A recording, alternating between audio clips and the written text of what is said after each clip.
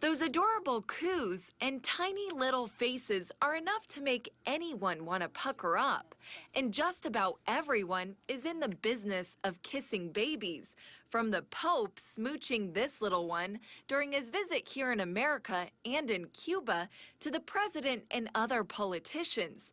But is it safe? I mean, strangers don't obviously approach her, but family members will kiss her. No one would ever kiss him on the mouth, and if they did, I would definitely let them know not to. I prefer they don't, so they never did. New mother Claire Henderson shared these pictures on Facebook, claiming a kiss nearly killed her baby. Her 3-month-old Brooke ended up with the oral herpes virus. She was in the hospital for 3 days.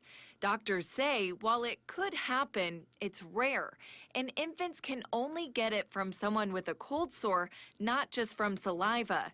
But if they do, it can be deadly since babies have a weaker immune system. You say hi or bye?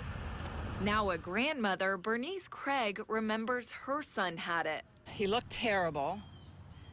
They put him in the hospital. He was quarantined for couple of days until they finally decided it was the herpes virus.